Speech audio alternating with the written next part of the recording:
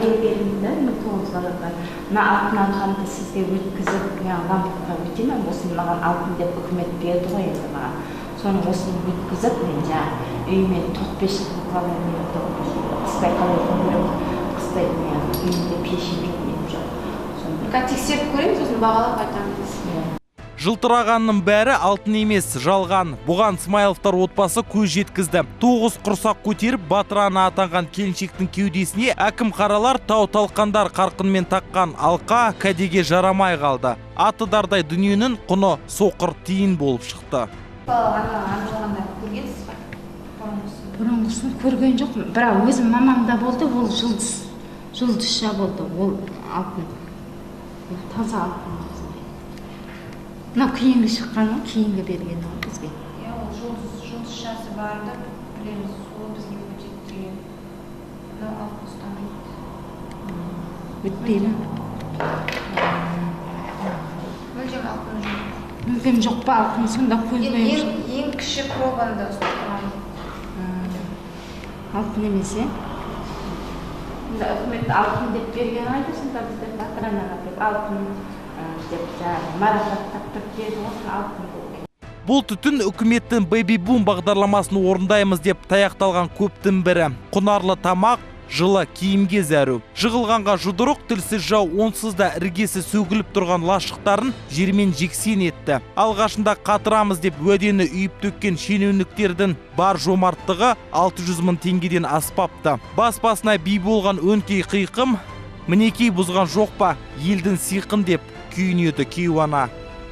Шетте бала жағымен мен қалай өтірім бұл үйде, қалай өтірім мына үйдің іші құлап кетті, қыстыгіні бір пеште жоқ, пешімнің бәрі бұзып кетті мысалы. Бір бөлмеде тоқ бөшпеден қыстай күн өтіп шықтық біз деген үйде. Әкімшілікке барамыз, үйім менің 56-шы өшіртте тұрмын, аварийныйда. Сол ана жылы алатын, маған үйде берген жоқ, мысалы, мына ремонттап беттік деді, саған осы үй жарайды деп. Шетте бала шағым, мен қалай тұрам бұл үйде? Үйімді алуға да мүмкіншілік жоқ, үй бермейді маған. Әкімшілікке барам, өзінің тамыр таныстарына нелеріне тықпалайды да, үйі барлар алады, үйі жоқтар отырады осылай. Қабырғасы қақырап тұрған үйден дала жылы, сондықтан Смайловтар күн ұзақ сыртта жүреді. Қабақтары қатулы, жүректегі жараны, қарны тоқ, көйлегі көк, шенеуніктердің жылтыр сөзі жазбасы анық. Балаларын асыл емес, масыл деген әкімдік түрпегінен әбден шаршаған. Әкімдердің холодильнигін өздерінің үйлерінде толып тұратынша не керек бәрі бар. Мынау біздің холодильнигіміз, мынау жаңа түсте берген асын ішеміз, әйтеуір балдарымызға берген. Сонымен әбетте су тамақ ішеміз, кешке рәшки не қуырып берем балдарыма. Енді барып қайта-қайта әкімшілікке кіріп жатырмын ғой, барсаң, мен үшін тудың ба дейді да, қолдарын бір сілтеп, неғылып, өтірік неғылып, күліп неғылып шығарып салады да, маған арқамнан қағып, неғыламыз ғой, ертең көмек береміз, көмек болып жатса, ешқандай көмек болып жатқан жоқ, бара ғой, я бара ғой деп арқамнан қағып, өтірік әйтеуір күліп шығарып салады мені. Бүгінде президент отбасы құндылығын барынша дәріптендер деп қарамағындағыларға шүйгіліп қаһарына мінді. Алайда шалғайдағы ағайын биліктің шапағатынан көрі шапалағын көбірек сезінуде. Әйтеуір отаны болғанына шүкіршілік етеді.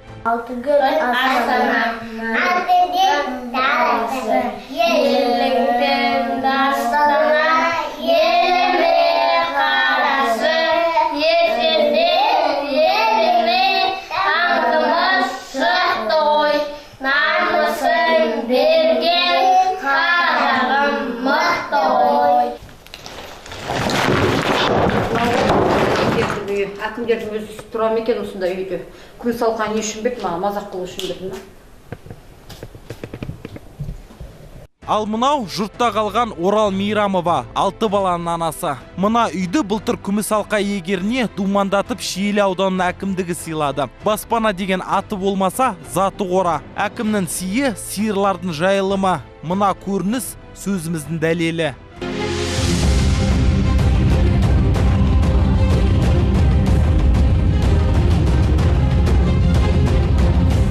Күміс алқада маған пайда жоқ, оны тақты. Бір түйір көмек жоқ, берген тамдарын тұраны. Қазір мына үйде тұрып жатырмыз, жағдайымыз жоқ. Кредит аламаймыз, басқа аламаймыз, алатын 35 бала жөнінен. Бұны не істеймін? Бұның не пайдасы бар маған? Жанға бататыны бұл үйдің бала шағасы түгел туберкулез жұқтырған. Ескертетін жайт құрт әлеуметтік ауру. Аш құрсақ, бойы жылымайтын жанның иммунитеті де әлсіз. Сондықтан қандай да бір жұқпалы дертке төтеп бере алмайтыны хақ. Кіл қаңғыбастар ортасында қалған көп балалы ана әкімнің амандығын Алладан сұрайды. Халықты әуезді естілетін уәдемен алдап, қазынаны тонап, тойымсыз қарынды сипалауға да денсаулық қажет дейді. Өздеріңіз сотанға барып тұра аласыздар ма?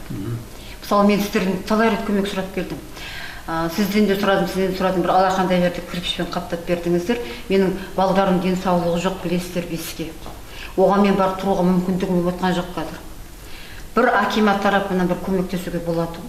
Сондықтан қайтып беруге келдім. Мен не істеймін? Бір тиын көмегі жоқ маған бұның.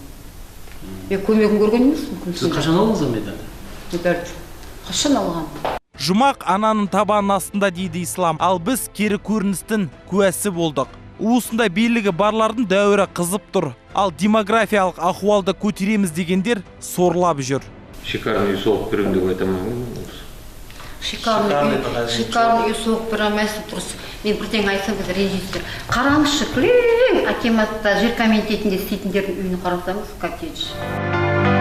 Әлемнің жарығын сыйладың сен маған, даланың әр гүлін жинадың сен маған, сен бердің құстардың қанатын самғаған, балалық құштарым өзіңе арнаған.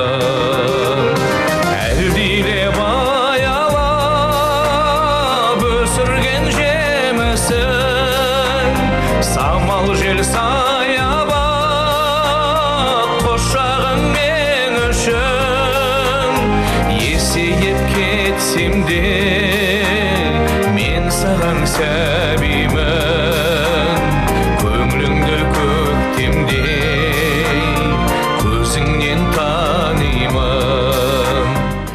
Мұхит Сапарбаев, Оңғар Саймасаев, Арман Досанов, Қазақ Ньюс, Апта, Қызылорда облысынан.